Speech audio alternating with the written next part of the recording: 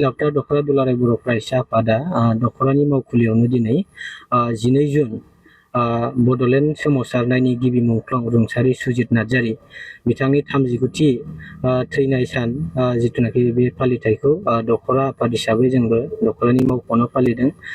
बिथाङा सासे गिबि बड'लेण्ड सोमावसारनायनि गिबि मुंख्लं बिथां सुजित नार्जारिया 1972 मायथाइनि 8 जानुवारियाव बिथाङा जोनोम मोनदोंमोन आरो बिथाङा 1987 बिथाङा रुंसारि जालांदों। दा बे खम बैसोआवनो बिथाङा बे सोमावसारनायाव बाहागो लानानै 14-15 बोसोर बैसोआवनो बिथाङा दिनै बर' जाथिनि थाखाय बेसेबांबा गेदेर मोनसे सोमावसारनाय आन्दलन जिथुनाखि बड'लेण्डनि सोमावसारनाय बे आन्दलनाव गावनि जिउखौ बावलांनानै बयनिख्रुइबो देरसिन हारिनि थाखाय बर' जाथिनि थाखाय बिथाङा बिहोमा अबदान होलांबाय। बिथांनि बे रुंसारि जालांनायाव जों अरायबो दुखु फोरमायो बर' हिसाबै।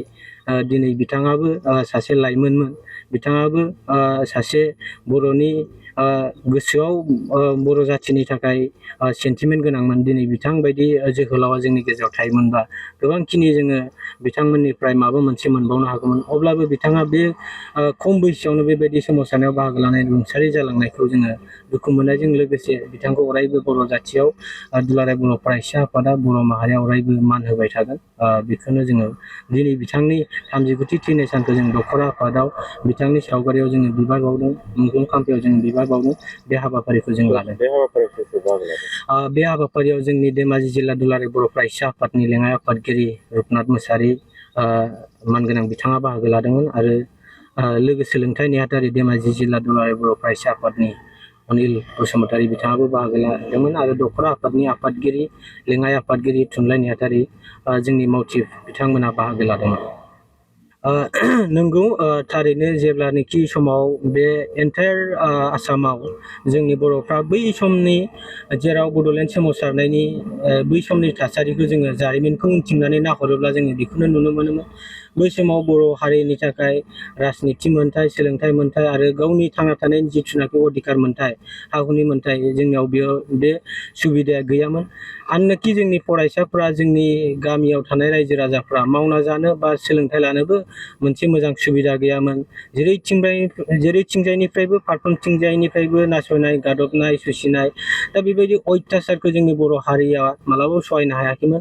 जायनि थाखाय आलादा रायजोनि बड'लेण्डनि सोमावसारनायखौ बड'फा उपेन्द्रनाथ ब्रह्म बिथांनि दैदेननायाव गोख्रोंनिफ्राय गोख्रोंसिन दैदेननानै बर' हारिनो आलादा रायजो मोनबाल'नो बर' हारिया गावनि मोनसे आबुं मोनसे हारि हिसाबै थांना थानो हागोन। गावनि मोनथाय, रांखान्थि, राजखान्थि, सोलोंथाइ मोनथाय गासैबो थामोनथा हा हुनि मोनथाय अधिकारखौ लानानै थांना थानो हागोन। बे सिन्थाधाराजोंनो बर' रायजोखौ खौसे खालामनानै बड'लेण्डनि आलादा रायजोनि आन्दलनखौ बिथाङा दैदेनबोबाय थादोंमोन।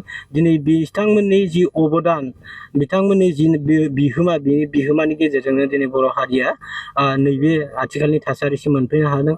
गावनि राव हारिमु एसेब्लाबो जोङो बे मुलुगाव सिनायथि होनो हादों। दिनै मोनथाम गोरोबथा जाखांनायनि उनाव बर' हारिनि मोनथाम गोरोबथा जाखांनायनि उनाव दिनै बर' हारिया बिटिसि हिसाबै मोननो हाबाय बा बिटिआर हिसाबै मोननो हाबाय।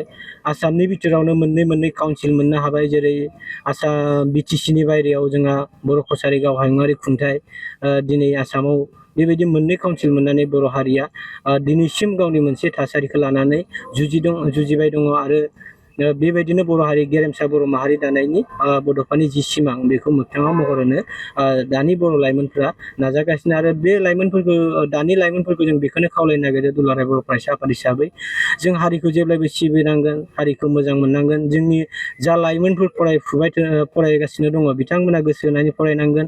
गेलेनाय बिथिङाव जायफ्रा गेलेना दङ बिथांमोना गोसो होनानै गेलेनांगोन।